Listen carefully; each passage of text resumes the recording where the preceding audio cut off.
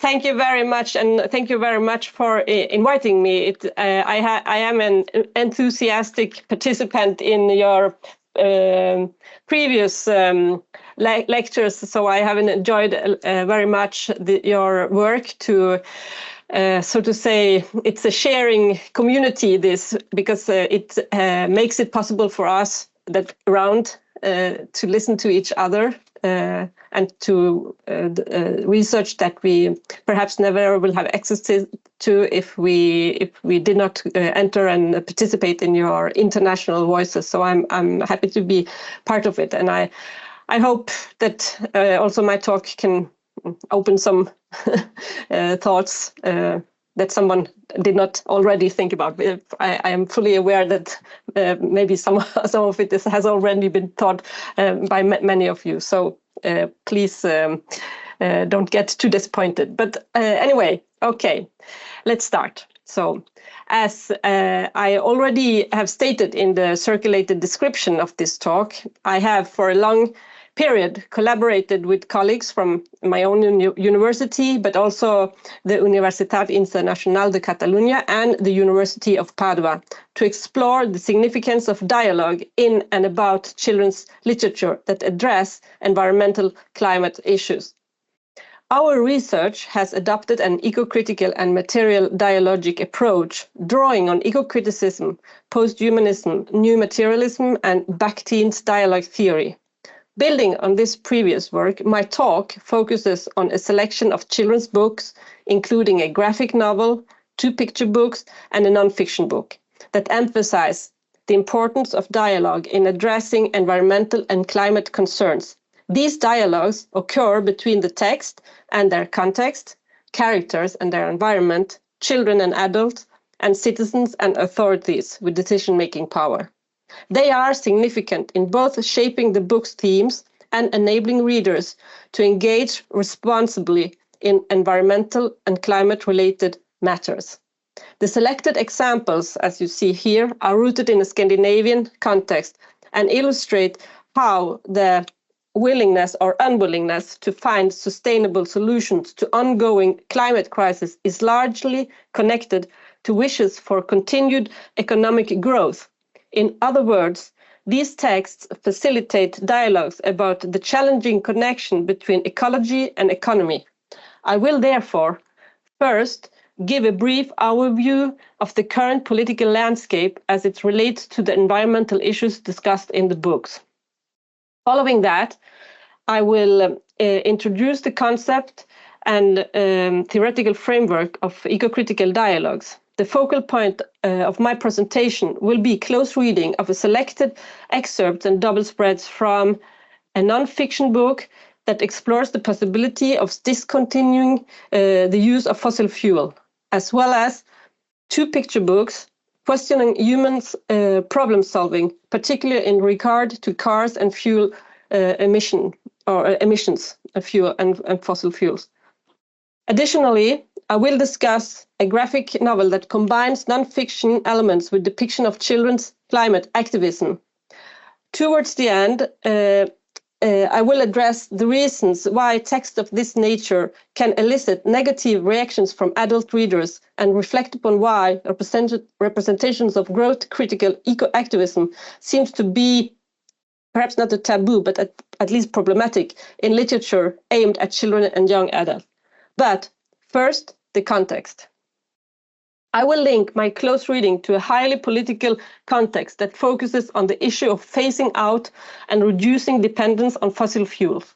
Recently, this topic received significant attention during the UN Climate Conference in Dubai, COP28. As stated in the conference stocktake, all parties are urged to take action, quote, towards achieving at a global scale a tripling of renewable energy capacity and doubling energy efficiency improvements by 2030.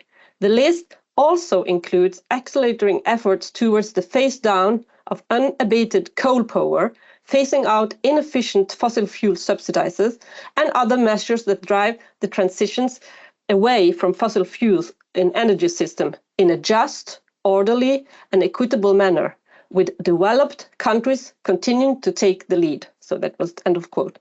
Furthermore, it's mentioned that, another quote, the next 2 years will be critical. At COP29, governments must establish a new climate finance goal reflecting the scale and urgency of the climate challenge. And at COP30, they must come prepared with new nationally determined contributions that are economy-wide, cover all greenhouse gases, and are fully aligned with the 1.5 degrees temperature limit. So Norway is a country that, according to these statements, should, quote, take the lead. However, little suggests that this will happen. Instead, politicians and those with significant capital invest efforts in linguistic maneuvers, attempting to phrase themselves out of the situation and evade responsibility. While in the UN Secretary General Antonio Guterres states, we cannot save a burning planet with a fire hose of fossil fuels, Norway's Prime Minister, Jonas Gahr Støre, from the Labour Party, argues, quote, Norway is not known as an oil state. We are an energy state. We have hydropower, oil, gas. We will eventually get offshore wind. We will be a leader in hydrogen. And we are at the forefront of the world in capturing and storing CO2. So that's the whole field. Sorry, a little bit ironic quote, perhaps. Well, it is true that hydropower has been crucial for supplying electricity to Norwegian households and industries. However, we also know that it is the vast oil fields that have made Norway a wealthy nation with a significant oil fund and investments all over the world. Additionally, Norway, like another petromonarchy, namely the United Arab Emirates, does not have plans to reduce their own gas production in the near future. So this is already stated. This places in Norway in a highly paradoxical light and makes it a challenging country to engage with and criticize, especially when one is part of its well-fed economic cycle. Nevertheless, there are some who dare to ask questions, and I've been deeply motivated by these critics in my approach to the selected books. Therefore, let me briefly touch upon the few who dare to pose critical and in-depth questions. One example is the High Ambition Coalition formed by the Republic of the Marshall Islands at COP27 in Sharm el-Sheikh. The HAC pushed for the end of the fossil fuel area and a loss and damage fund. Only a few days ago, I could read in the news that Norway is denied a spot at the HAC's climate meeting in Nairobi in May 2024 due to its oil policy. Several national Norwegian climate organizations declare that this is really embarrassing to Norway. HAC is not the only one to criticize Norway and its oil policy. Also, the academic field researching the strong connections between weak environmental politics and strong interest in economical growth finds the Norwegian paradox worthy of further exploration.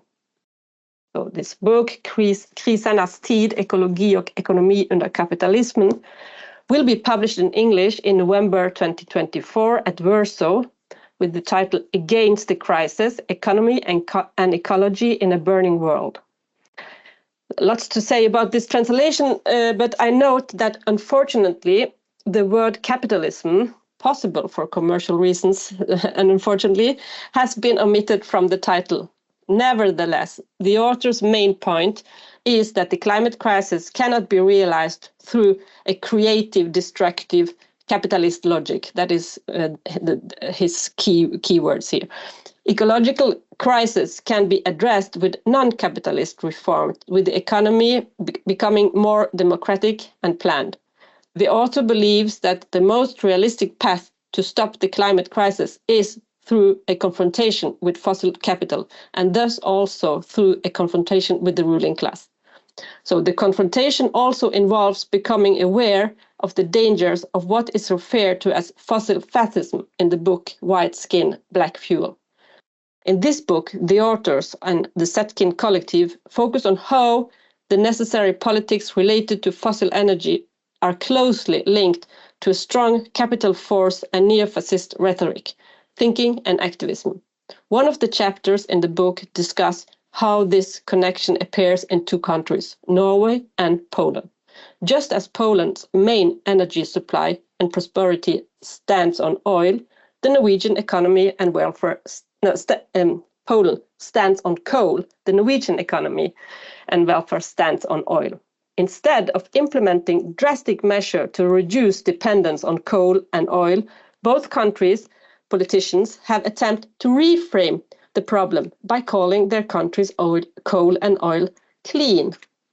According to the Zetkin Collective, this is the ultimate oxymoron of capitalist climate governance. Perhaps the most paradoxical expression of this so far is Poland's own propaganda of coal when they hosted the annual UN conference in 2018. We can see that they actually have this exhibition, coal exhibition. And similarly, Norwegian oil has been strongly protected and promoted by neoliberal right-wing parties. As pointed out by the Zetkin Collective, few countries had such a schizophrenic self-image as Norway around the turn of the millennium. They ask, how could a country proud of having established the world's first separate Ministry of the Environment in 1972 cope with being one of its most efficient oil and gas stations? Norway seems to suggest that to the world that we are capable of producing more oil and gas and saving the planet at the same time, since our oil and gas are extremely clean. We may perceive the neoliberal capitalist ideology as primarily driven by, we often hear this, by middle-aged white men, but it is important to acknowledge that within, for instance, the Norwegian context, but we can see this in many other countries too, several young men and women, but very often young men, we can see there is an increase in this, also seem to take pride in their anger towards the rejection of the climate crisis. One notable controversial instance was when the leader of the Young Conservatives in Norway expressed celebratory words upon winning a school election, which was ahead of the municipal election, declaring the death of the Greta Thunberg generation. These words, which he later had to face significant backlash for, were nevertheless indicative of a wider trend observed by the Zetkin Collective, documenting numerous other similar examples of this anger, especially targeting Greta Thunberg, that reflect the neoliberal and neo-fascist movement. Hence, this neoliberal capitalist policy forms an essential backdrop for most of the examples I will soon address. As you will see, several of them address the conflicting relationship between development, growth, and prosperity, and the simultaneously destructive solutions to and consequences of this. My focus and aim are to demonstrate how the examples facilitate dialogues about the challenging connection between ecology and economy. So I will therefore briefly explain the understanding of dialogue that the analysis are based on. One of the most influential theories of dialogue has been Mikhail Bakhtin. In the essay, The Problem of Speech Change, written or published in 1929, he launches his theory of dialogism, stating that all speech is communicational. The unit of speech is the utterance, and according to Bakhtin, all utterances are units in a complex, organized chain of utterances. And these units are changed together in certain characteristic ways. Each utterance is filled with echoes and reverberations of other utterances, and hence every utterance must be regarded primarily as a response to a preceding utterance. Everyone who speaks is thus at the same time answering, and they may then refute, affirm, supplement, and or rely on previous utterances. But the utterances or the utterance is also connected to the following utterance in the communication, because every utterance is made in anticipation of a response. So the text I explore are all utterances. They are response to something. They are a response to something. They position themselves in a relation to a specific topic, and they anticipate a reader response. So eco-critical dialogues involve more than humans and more than verbal utterances. So this is our take or our work on the Bakhtin, inspired by what I mentioned, eco-criticism and post-humanism and new materialism. So in this example from one of the books, the eco-dialogic space includes a heteroglossia of different perspectives and utterances, including non-verbal utterances perceived through bodies, actions, and experiences with different materials and matter and in nature. Dialogues in this broader eco-critical sense thus involve interaction with the great range of non-verbal utterances in the environment. Eco-critical material dialogues is the approach I and my colleagues suggest can help implement critical thinking and collaboration competencies in education and to reconfigure and rethink teaching practices. The critical part of eco-critical dialogues in the eco-critical dialogic space is to take a position in the environmental discourse. This discourse is expressed in past and contemporary text and in modern media and as the opinions of participants in eco-critical dialogues. And the collaboration part is stressed as the orientation towards others, so in the anticipation of answers or response. That's the collaboration part also. So as I mentioned, my focus and aim are to demonstrate how the examples as utterances facilitate dialogues about the challenging connection between ecology and economy. And so still with these books, and to repeat, the dialogues in question can be dialogue between the text and their context, characters and their environment, children and adults, citizens and authorities. And the dialogues are, as I mentioned, also significant in both shaping the book's themes and enabling readers to engage responsibly in environmental and climate-related matters. Let me begin by drawing attention to the titles of the 3 Norwegian books and how their design gives signals that the books are responding utterances or participate in a dialogue about how we encounter and treat the world we live in.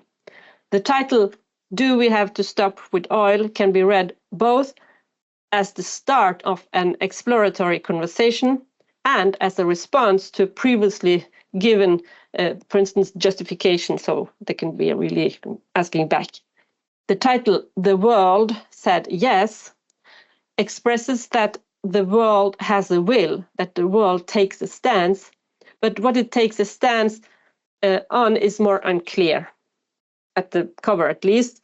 And to get an idea of this, the shape, the circle, and the sequences of images it is divided into can help us. The innermost eye or the black hole, then there is the fish, then there are some human-like figures, and then there are birds. So these different life forms, which may be in kind of dialogue with each other. And the cyclic form seems that there are some everlasting elements, but yes. Finally, the title Let the Forest Live, which is a literal translation. I come back to the other translations. For instance, the English one, Save Our Forest. Maybe I mix, I will use the English and the Norwegian title, but the English one is Save Our Forest. With its, anyway, there is this exclamation mark, and its placement, the title is placed in something that resembles a banner or a slogan in a demonstration. This is a clear signal of an expression of opinion in something that must be a critical issue for those who express themselves. So we can see that they are participating in something, in a kind of dialogue, as an answer or reaction to something. As mentioned, I will first briefly take a closer look at the book, Do We Have to Stop with Oil? And this book is a brand new non-fiction book for children and young readers. And the book was recently nominated for the Ministry of Culture's Non-Fiction Book Award. And its justification for the nomination, in their justification, the jury wrote that the author raises important questions and contributes to valuable foundation for reflection. And they also emphasize that such a current and political book is rare. So in addition, it's also emphasized that the author writes nuanced and knowledgeable and opens up for the readers to reflect on the future. And it is particular how the author opens for the reader's reflection of the possibility of becoming a critical participant in the ongoing dialogue about Norway's role in the climate crisis that I would like to highlight. I already commented on the title, that it is designed as a question. The questioning approach to the subject matter is also evident through the headings of most of the book's chapters. They too typically have the character of being a question. This means that to answer the question that constitutes the title of the book, further questions must be asked.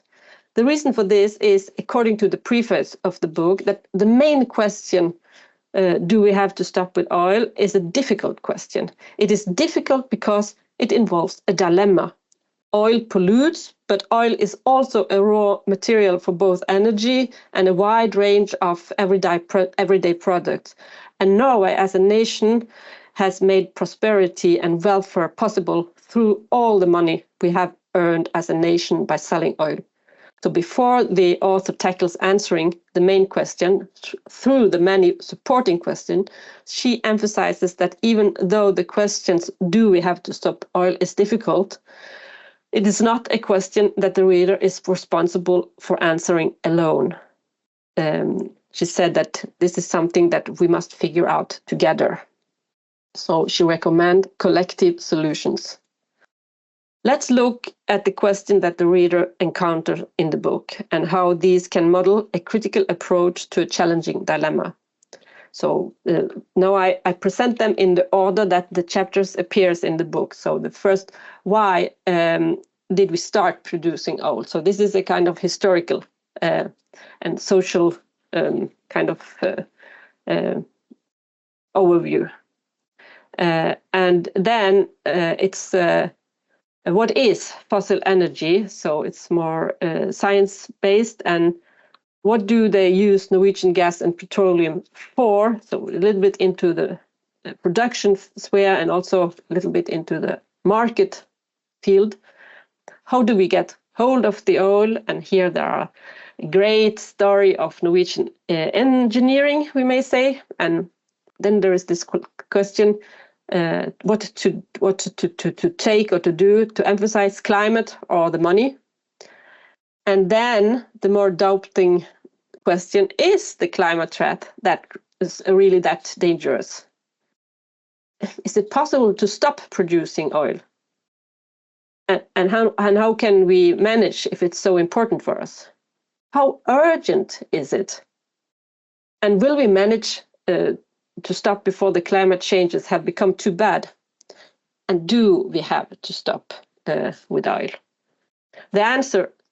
To answer these questions, the author seeks various sources, such as the UN's Intergovernmental Panel on Climate Change and other expert panels, to find out how they perceive the situation and what they predict may happen. In other words, she presents different perspectives. Additionally, she presents her own stance when asking the question of whether it is easier to stop using oil than to stop selling oil, by responding, quote, I believe so. More specifically, there aren't many oil sellers who plan to quit, so including Norway. These thoughts also leads to the question, which countries should continue to sell oil and who should quit? One of the most important questions the author poses regarding the reader's national context is whether it is fair for a wealthy country like Norway to be among the last to quit. The author does not impose an opinion on the readers, but informs them that, quote, nature provides clear instructions on what we should and shouldn't do if we want to preserve the nature and society we like. Here we can say that the author sees nature as a participant in the environmental and climate dialogue. Also, Emma Adboge, as we will see in the picture book Naturen, seems to suggest that nature can respond or react to human actions. One of the most important questions in this book about oil is perhaps the last one. Is everything in this book true? In this afterword, the author first wants to clarify her background and position and engaged in a dialogue with other non-fiction books for children about oil. Quote, here from the mid-passage, several of those who have written about oil for children and young people before have been very positive towards the oil industry. At the very least, they haven't been particularly critical. I have a background in journalism and I've also worked in an environmental organization, so I'm probably more critical. But I've done my best to be honest and fair and consider the issue from multiple angles. So she also makes it clear to the reader that they should figure out themselves and they should check various sources. And she says that, for instance, if you have an aunt who works in an oil company and a neighbor who's part of an environmental organization, you probably will give different answer to your question, but that's also why you should talk to both of them. So this is also encouraging a dialogic approach or attentive and listening approach that the young reader should engage with this theme through. So, two examples of interesting problem solving.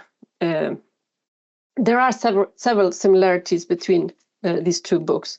Both picture books express concerns for the increasing consumption and handling of material goods in the Western world. Both books have been translated to other European languages, like, for instance, this one to Polish, but also, I know, to Catalan and Spanish. And the book by Adboge has been translated into Italian and also to French. The World Said Yes, Världen sa ja, has been described as an original evolution story and a successful creation myth about about how and what drives the world forward is also what breaks it down. So going forward, but still breaking down. If in one of the few scholarly works on the book, Mia Österlund focuses on the accelerating and decentralizing depiction of time. She reads the picture book as a long poem about an interconnected and constantly mutating we. This reading is done in dialogue with eco-critical concepts such as deep time and slow violence. The point is to highlight how the picture book's portrayal of the transition from slow biological evolution to rapid accelerating overconsumptions and violence against natural resources can contribute to discussions about the consequences of and alternatives to human ways of life on Earth. Simplified, we can say that the book consists of 5 parts. The first part describes the history of the world from the Big Bang to the emergence of life. It begins with a time when nothing was separated from each other. This material mass evolves and differentiates as time progresses, and the we appears here in the water. The second part describes a more Darwinian or biological evolution. The we becomes fish, and the development continues with the we splitting into more and more entities. From fish, reptiles, and birds evolve, and some species survive while others get extinct. The third part shifts the focus to humans as social and warlike beings. And the fourth part examines humans' material history from animal husbandry to ecological collapse. And the final part, which is only this double spread, sends a future cyborg in a rocket-like vessel from Earth to a red planet, which possibly is Mars.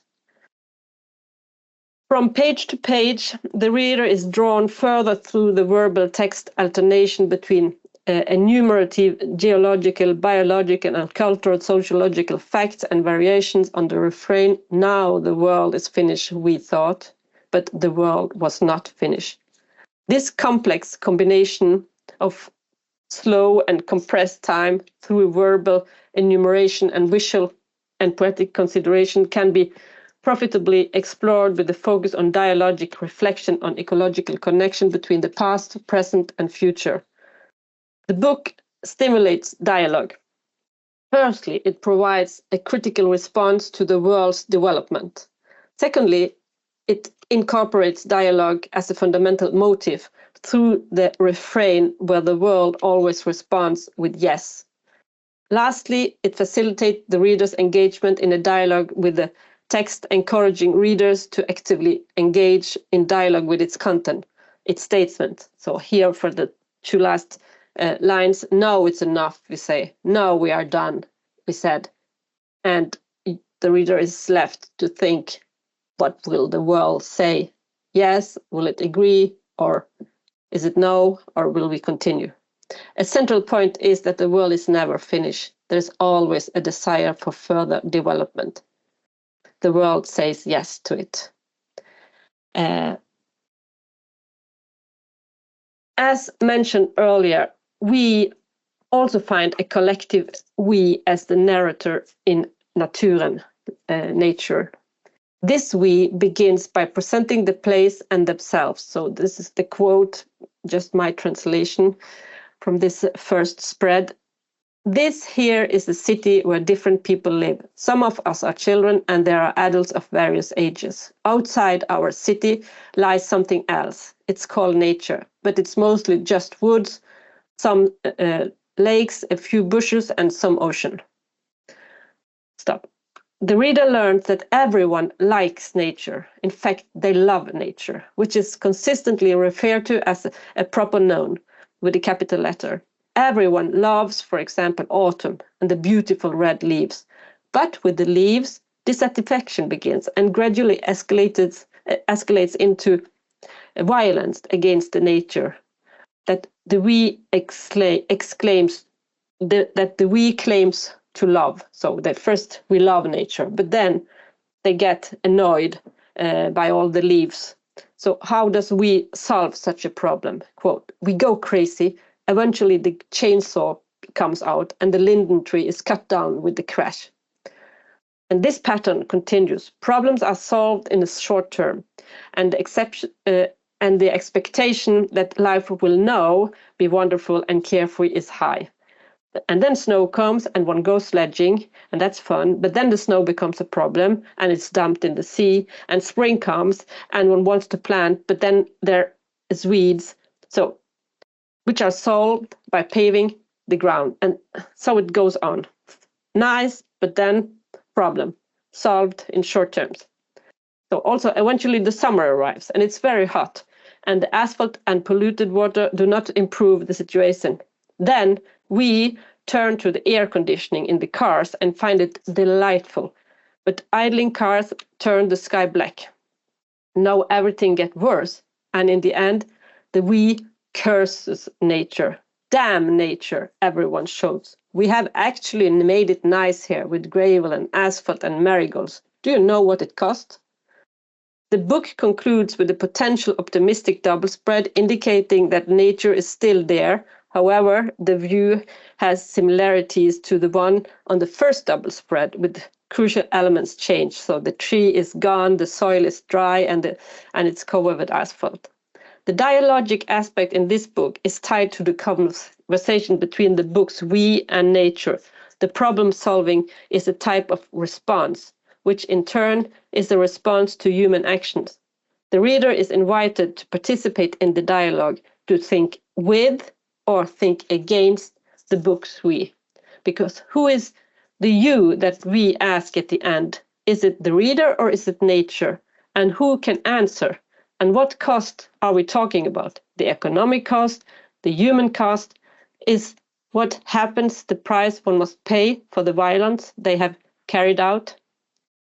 While the way people respond to the world in the two picture books only lead to further destruction and problems, the last book I will discuss is an example of something that appears to be an international trend, perhaps. That is children's and young adult books that showcase or provide examples of children as collaborative and transformative actors in environmental and climate conflicts, often through various forms of action, both legal and illegal. And this, as I call a trend, it's maybe too big word, but what I see is a little bit different also from other activist books, because the trend is from one hero books to more collaborative and collective groups. So this is what is also the case of my example, last example. Nora Dåsnes, who has made this book, she has stated that she wrote the book La skogen leve as a response to the UN climate report called Code Red. In the book, Dåsnes showcases how the three friends, Bao, Linnea, and Tuva, create and illustrate their own version of this climate report as one of the strategies to change the adults' plan of cutting down the forest to create a large car park around the school. As you see, the book has been translated into German and will be published in English in July 2024. This cover, while the original title, the Norwegian title, suggests that the forest is an entity of its own rights. Both the German and English translation imply that the children own the forest, so it's like our forest and unseren Wald. So this is slightly different from the Norwegian title, and I think it could be also a point of discussion, but let it go by now. So the book's colophon page and closing message indicate that Dåsnes has been in dialogue with others than the UN. This includes other young activists such as Greta Thunberg, you can see she's referenced here, and youth from the organization Nature and Youth, Natur and Ungdom, who have protested against dumping of mining waste in the Førde fjord here in the western coast of Norway, spring 2022. The book contains multiple dialogues. There are dialogues between children and adults where adults do not listen to the input and viewpoints of children, which is not in line with the children's rights, for instance. There are discussions and collaboration between different groups of children, including the main character, Bao's friends, and other children at school, such as the boys in the parallel class. But perhaps most important are the conversations and collaboration with children and adults that occur after the children have made it clear through their actions that they want to be heard. These dialogues also arise when the children have exposed the procedural errors made by the adults and highlighted how important climate reports have been overlooked by the adults to push through their own proposals. I will briefly provide example of these different dialogues and emphasize that the dialogues that yield results are the ones that make room for others' expressions, build upon each other's inputs, and include more than just verbal expressions. And it's chronological, this example.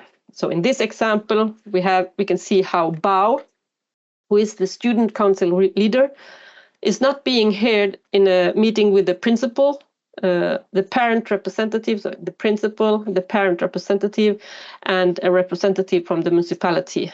And here Bao tried to present some suggestions that the students have for a more environmental friendly school, but the adults, the parents representative, is much more worried about what to do with all the cars they have to use to drive their kids to school because it's rain, and they want to enlarge the parking lot on cost of the wood. But then Bao try to tell them that, okay, it's dangerous with cars, but also the climate change is dangerous.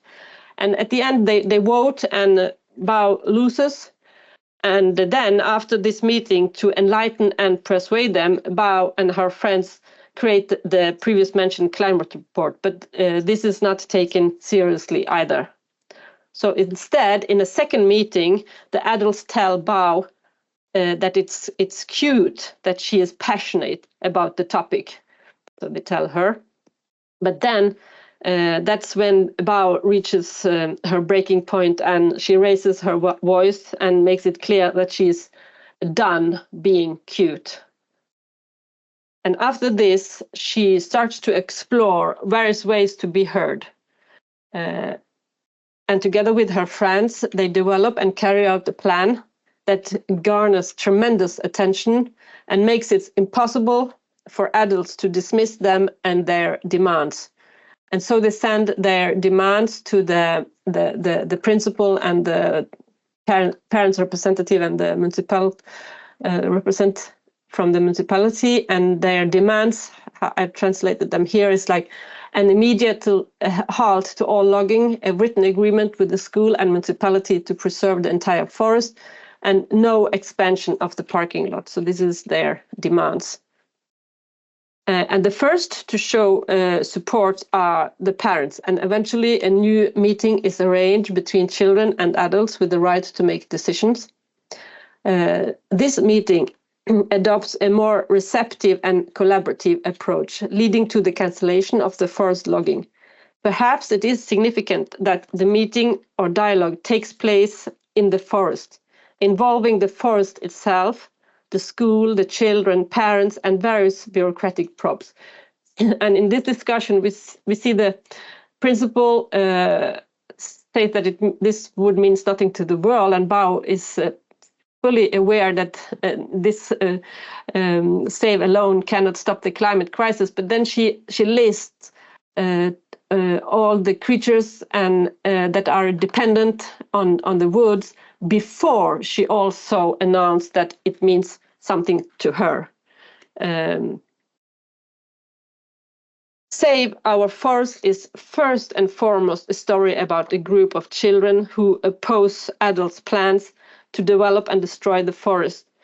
They both consider a sanctuary, but also an important resource in the broader context of nature and biodiversity, which are crucial from an environmental and climate perspective. However, it is also a book about how children can defy adults' plans, serving as a sort of guidebook for participation, political work, and activism. The fact that it's also such a book becomes evident from the last pages. Through Bao, Tuva, and Linnea's guide to being heard, Dawsness clarifies the rights and options that children and young people have. The guide to being heard starts with general information about existing organization and opportunities, and then discusses options that requires more engagement and personal effort, such as joining an organization or taking action, most of which are legal. However, Dawsness also mentioned that civil obedience here can be an option. She recommends carrying out civil obedience with others, preferable with an organization, and in ways that feel safe. Finally, Dawsness directly addresses the reader with what can be characterized as an appeal. So this is the final. If you think the future seems scary or feel like no one is listening to you, know that you are not alone. There are children and adults all over the world working to take better care of our planet, and we always have a room for more. Are you with us? Many children have already responded to this appeal. The book has been well received by young readers. It has been nominated for the same prize as Ella mentioned in the beginning, the Book Devourer Prize, and it also actually won the Children's Book Prize. Both of these prizes are expressions of children's own responses to the book, so they are it's them who are deciding the winners. But not everyone has been equally enthusiastic. When the book was given as a gift to all children between 10 and 13 years in the Oslo schools on the occasion of our Crown Prince and Princess' 5th birthday, several politicians reacted. In short, it was the party or the parties where industry and business, fuel price, tolls, and private cars are important issues that reacted the strongest to the book and wanted it to be withdrawn as a gift. According to these critics, the main problem was the mention of civil disobedience and how it could cause young readers to, quote, feel ashamed to drive completely legal cars and be looked down upon for driving fossil cars. They also thought that bullying could escalate. But some believed also that the book was engaging in indoctrination. To this, the mayor of Oslo responded by stating that the critics, that they should recognize that it is the children who will inherit the climate crisis. So it's important to give them hope for change.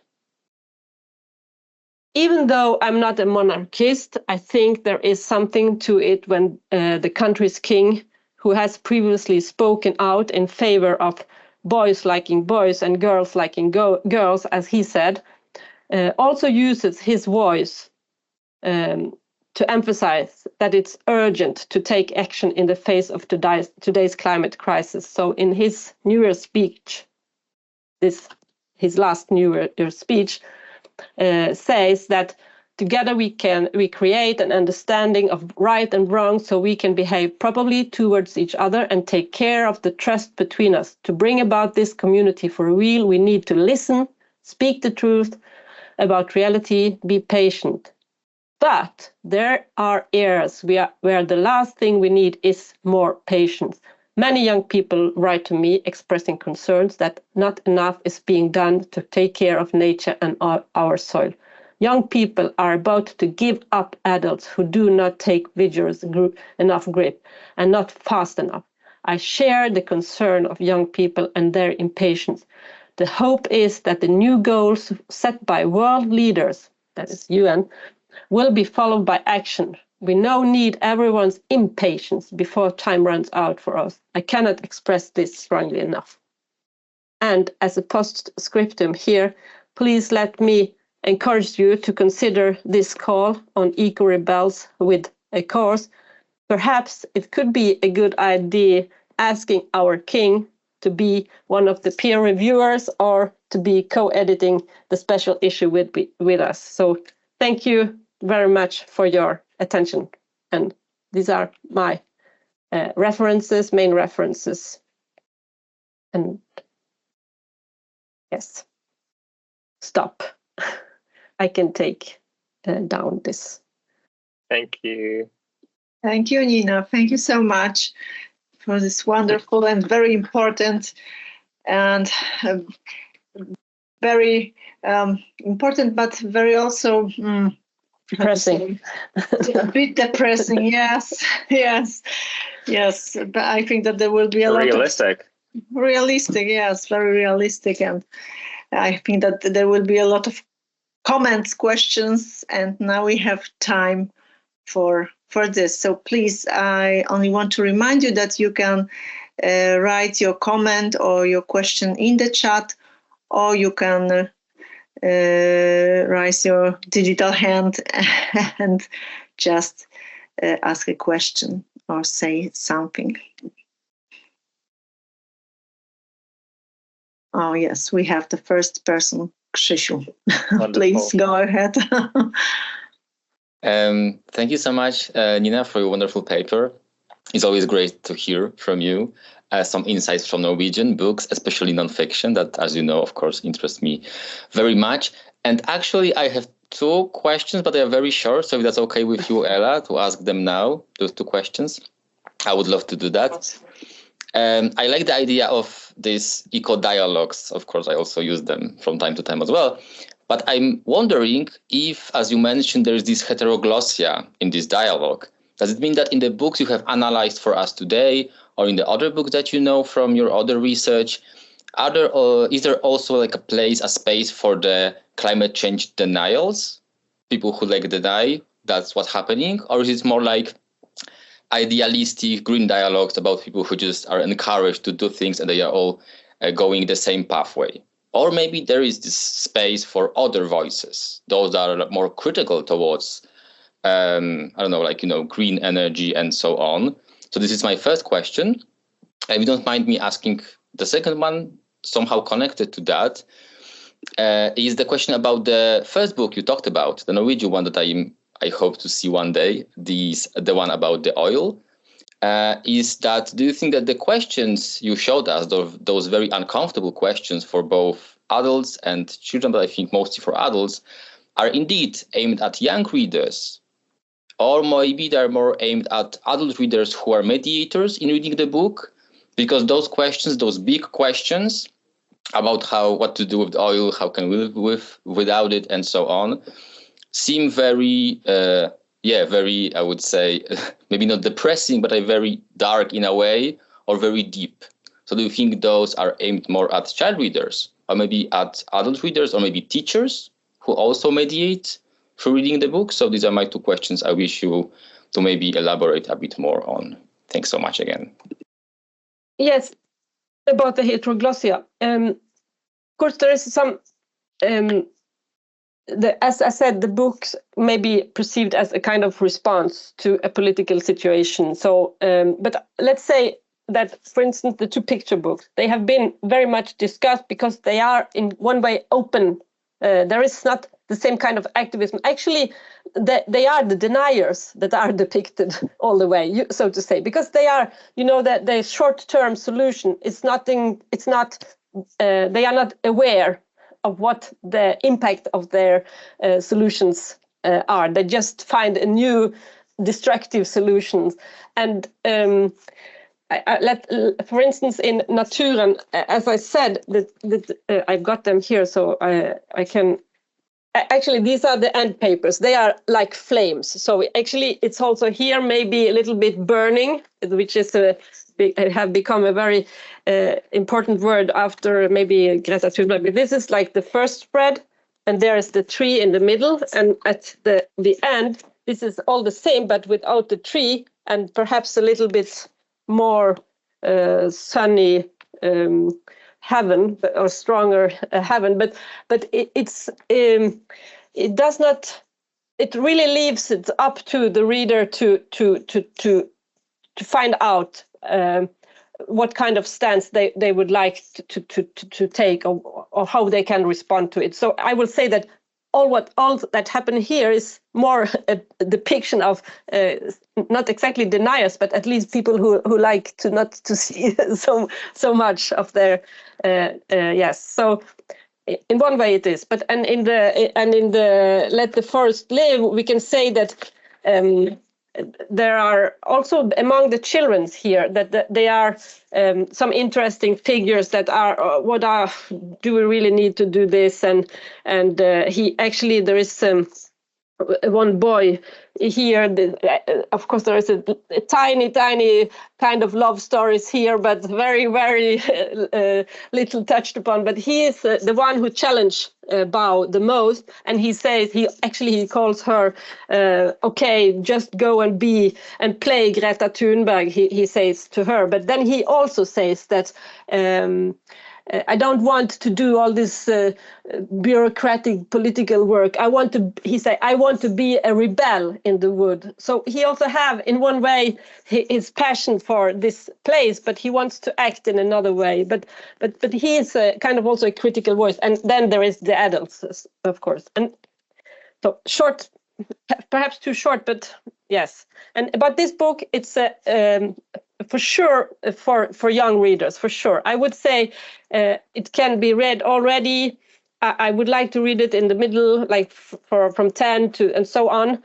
You can read aloud, or you can transmit it, or you can let them read it themselves or something. But because if you just have a little bit, find some kind, you can see the layout so that you can see it's addressing yes, many typical features of nonfiction for children. And this author also have written another book, more, that is called The Best Intentions, the Oil Countries in the Climate Challenge. So that's her book. This builds on this book. So I think that the questions, yes, they are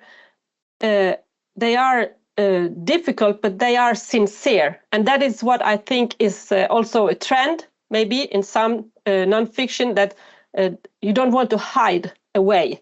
But then it is the way that you guide the reader in possibly answers. And that is what I think also she was nominated for, because she guides them in various ways to answer this question. She doesn't pose the question and then give one answer. You have to navigate as a reader here.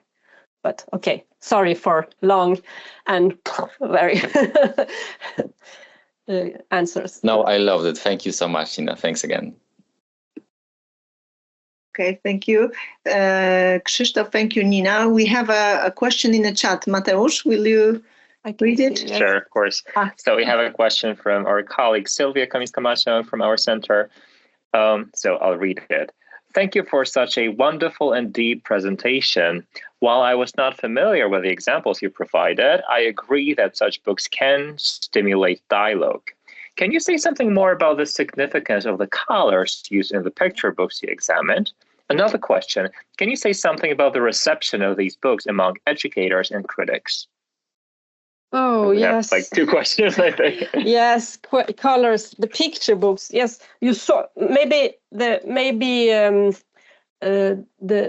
Sylvia, I see, was if that's the name of the user of this account, Yes, but as maybe like she see these very strong colored pictures, and also in this book you saw already that there are strong colors, maybe many orange and higher, like expressive. So I think it's a little bit in line to be maybe almost like a journalist putting up headlines here, but I think it's in line with the code red engagement in the problems that are depicted in the books. So if you use pastel colors and very pleasant and calm colors, then maybe the engagement will be different. It's a hypothesis. I have no proof, but I have something to say about how the books are received, and I think that they have received some substantial enthusiasm, and have been, as I said, Mia Österlund, I saw she was here, maybe she could answer herself, but that she is one of those who have been really doing in-depth analysis of the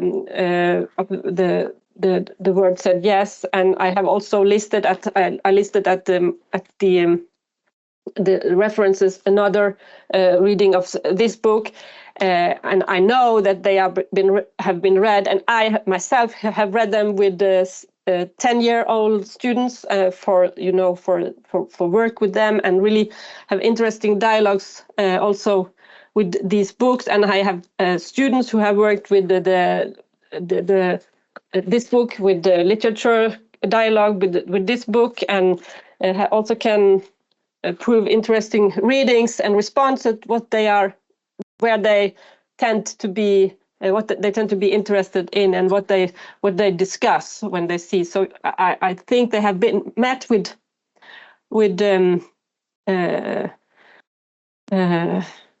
relevant critics. But the world said yes, as I said in the introduction to it. There are various readings of it, because you can read it like an evolution, and you can read it also like a more biblical myth. So there are various readings.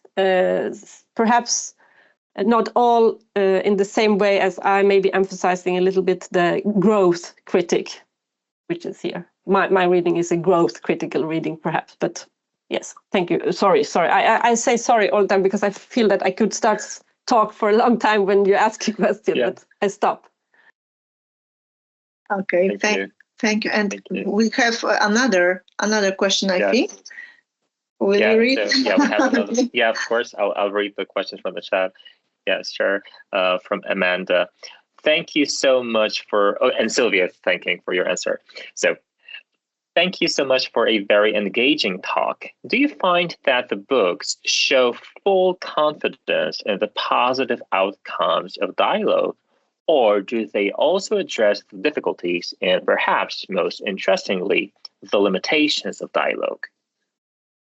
Yes, it's a very challenging and complicated question, maybe, because maybe it must be broken down a little bit.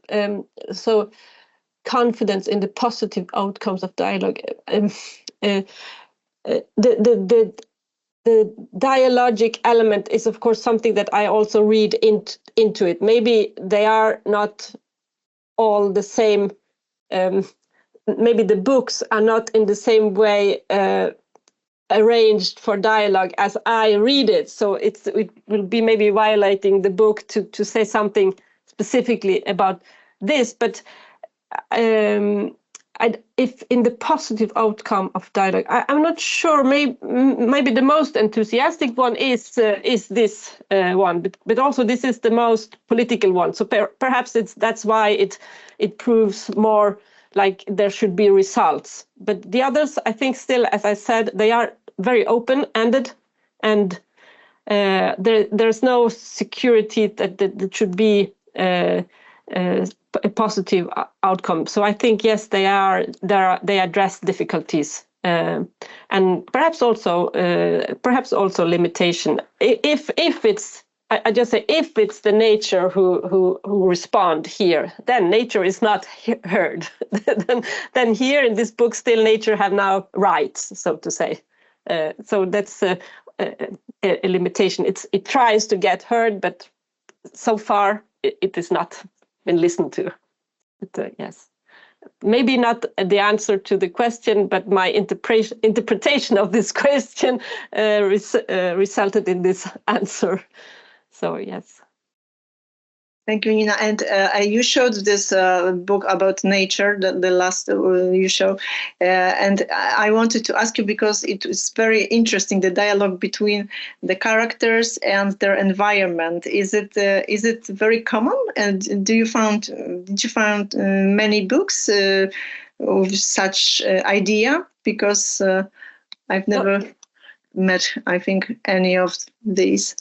No, I think it's a particular type of book. It's original. There are some others also, some of them Swedish, which have a little bit some of the same approach. That there is another Swedish book. It's called In the Wood.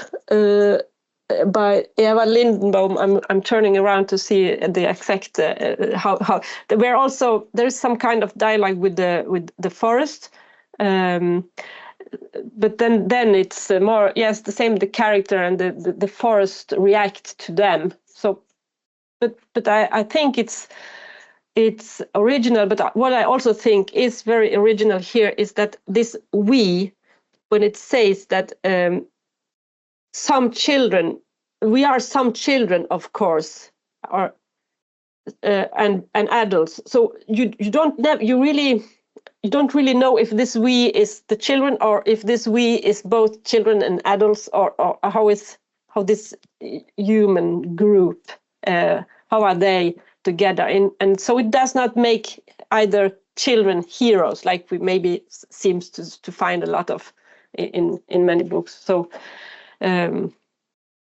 I think that's why it's particular, this book by Emma Adboge, and yes, very, very nice idea to show this in this way.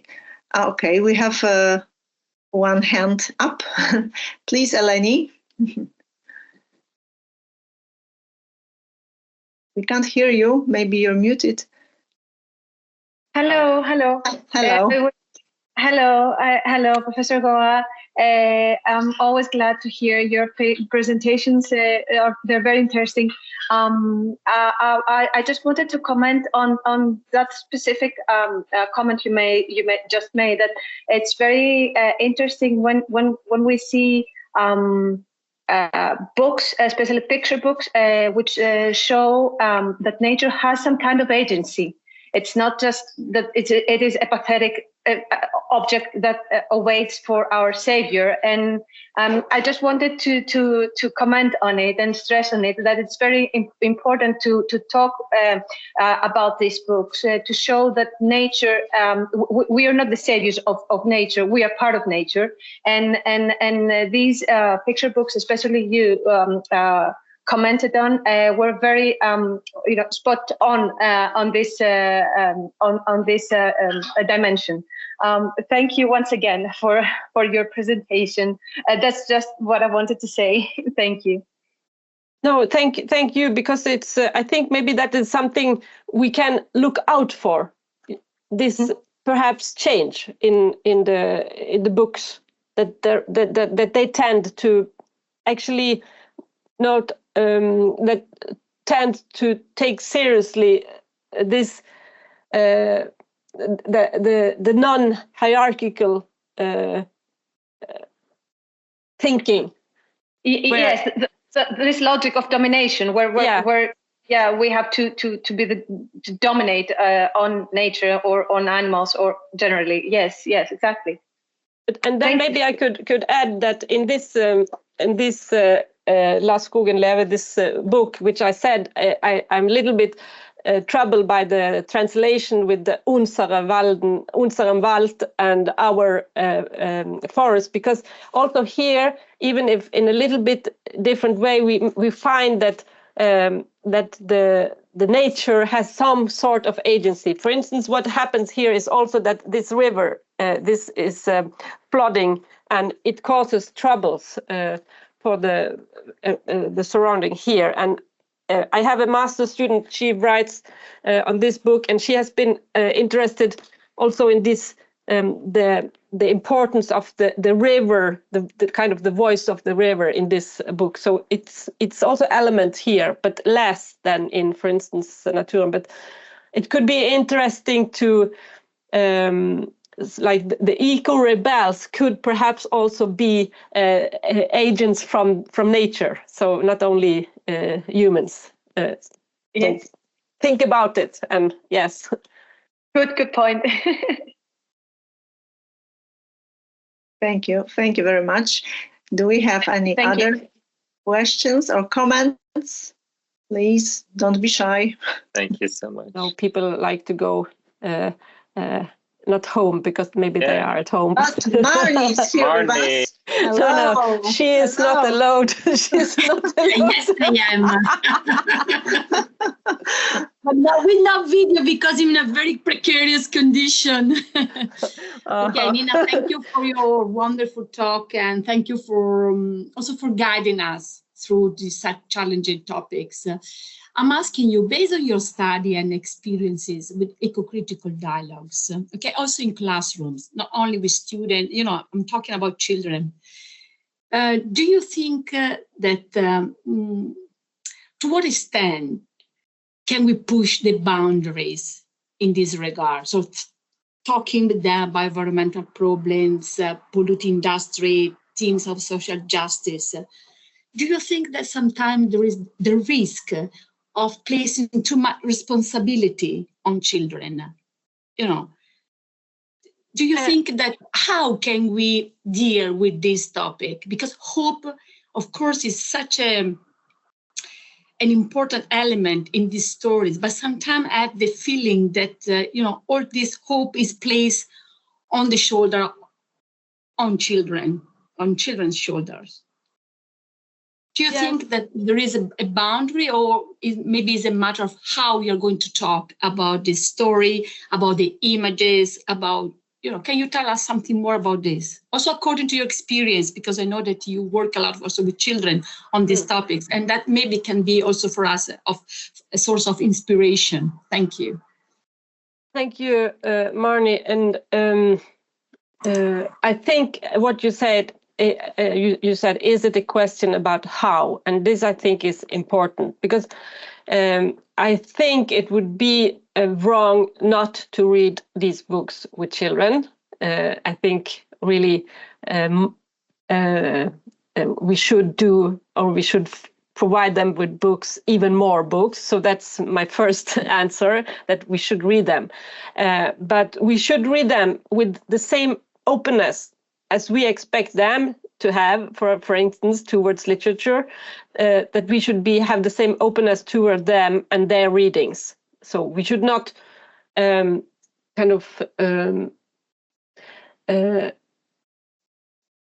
we can guide them being readers, but we cannot decide how they should perceive it, or how they should react to them.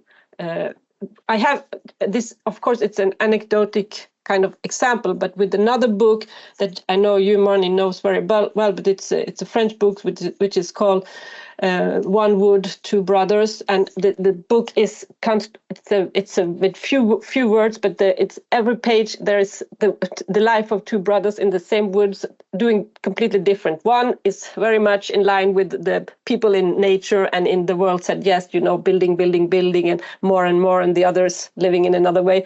And when I read this in class, one child said, I know it would be the best to do like this brother, but it looks very comfortable to live in this other world. And I think such a clever student. Yeah, a clever student voicing many of the others. What is the crucial point? What I think is that I could leave it open like this, with this reaction, not trying to correct, because I think it's much better that this is spoken out clearly by a reader and left open to be responded to by others, to become part of our reflection, because already there was this reflection and it must be left, and I must keep it open, not close it. So that's how I think you also can avoid putting too much pressure on a child reader if you avoid imposing them what they should understand from the books. And I think what you can do is read many different books, because in this way, I think the ideas is a way to be empowered, and also with language and images, you are empowered. And if you are empowered, maybe you will be stronger, and that can perhaps be some kind of hope. I don't know, strength, some way. So this is also a little bit a quick answer, but I think at least we should read, but we should keep the reading open, and we should reread. Maybe you could read the one book in the beginning of the year, and then you can read it again at the end of the year, perhaps, and see if something has happened during the span of time. Thank you. Thank you very much, Nina. Thanks a lot. Thank you, and thank you, Marin. Thank you, Nina. And when we have both of you here, maybe you will tell us something more about this project that you mentioned at the beginning. Is it something bigger? You compare books from your countries. Did you find something interesting? Yes, when Marnie is here, and I don't know if she has run away, but I saw a student also which are part of our project, Erika. I saw her. That we have our collaboration at the moment is also, it's called Green Dialogues, and it's a mobility project with students, and working on environmental literature. And I think we have a project page where you can, it's not a big thing, but you can track what happens there. But we hope to be able to share with you in other conferences and maybe also in print in not too long time. What we have for the moment, it's a kind of toolkit at least. But when how we work with these books, or how we suggest how to read and explore in both aesthetic and embodied ways, also these books and their dilemmas and yes, in dialogic ways. But it's a mobility project, so it depends on our experiences with students also. Yes, I can, maybe if people are not running too fast, I can find also this page and I can post it in the chat, so that yes, at least this that will be great. Thank but you. Yes, you can. Mm-hmm. So yes, I will. Very interesting. And I have one more question very quickly. You said about this award for children's books, Norwegian one. Is it an award for books devoted to environmental issues, or just in general? And do you have special categories or something? No. Yeah, during the talk, I mentioned three types of awards. Two of them are driven by children with some organizational support, but they are children who read and vote and discuss and are in the jury. These are totally open categories. There is no category. There is just like lots of books and then a short list and then finally a winner. And the other one, the Ministry of Culture, this one has different categories. So fiction, picture book, illustrators, translated, nonfiction, graphic, and so on. Yes. Okay. So, but I think that but that these awards are in one way interesting because it also has to do with children's voices. Yes. So yes. So and when Nora Dåsnes won this prize, the first she thanked was the readers, and she was first of all thanking them and stimulating them to be readers, and like that she appreciated that they were engaged in reading, and it proves that children are actually that right. many of them manage both to be digital and be readers. Okay. That's true. Okay, so I can't see any questions or comments in the chat. I can't see any other raised hands, so I think that we are going to the end slowly. Yeah. Thank you very much all for being here still and not. I can't see if you've fallen asleep, but at least I guess that or not.